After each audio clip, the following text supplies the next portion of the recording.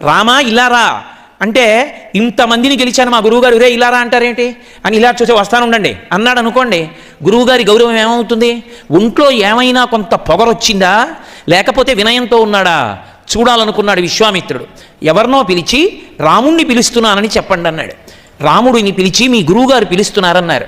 రాముడు గబగబా వెళ్ళి విశ్వామిత్రుడి దగ్గర నిలబడి చేతులు కట్టుకుని వంగి నోటికి అడ్డు పెట్టుకుని చెయ్యి గురువుగారి మీద నోటి తుంపర పడకూడదని అడ్డు పెట్టుకుని విశ్వామిత్రుడితో అన్నాడు, ఇమౌస్మముని శార్దూల కింకరౌ సముపస్థితౌ ఆజ్ఞాపయ యథేచ్ఛం వై శాసనం కరవామకిం అన్నాడు.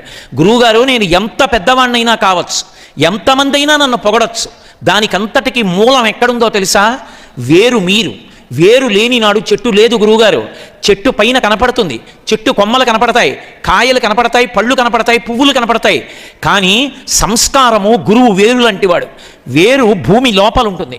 చీకట్లో దారి తెలియనటువంటి చోట వేరు భూమిలో పాకుతూ వెడుతుంటుంది. అడ్డంగా ఓ రాయి వస్తే తప్పుకుని పక్కకి వెళ్ళిపోతుంది. వెళ్ళిపోయి నీరు ఎక్కడుందో వెతుక్కుంటుంది. వెతుక్కుని ఆ నీటిలోకి వెళ్ళి ఆగుతుంది. అక్కడ ఉన్న నీటిని తాను గ్రహించి భూమి మీద ఉన్న చెట్టుకు అందిస్తుంది. పైన ఉన్న చెట్టు అందరికీ కనపడుతుంది, నీడనిస్తుంది. కానీ ఆ చెట్టు నిలబడడానికి కారణం పైకి కనపడకపోయినా భూమి లోపల కటిక చీకట్లో ఉన్నటువంటి వేరు. ఆ వేరు చీకట్లో వెతుక్కుంటూ నీటిని లాగి చెట్టుకు అందించి చెట్టుని బ్రతికించినట్టు గురువుగారు రాముడు లోకానికి కనపడతాడు. రాముడు ఆరాధనీయుడు అంటారు. కానీ రాముడి వెనక, రాముడి గొప్పతనం వెనక ఉన్నది మీరే. గురువుగారు, మీరెప్పుడూ నన్ను పిలవడానికి అనుమానపడవద్దు.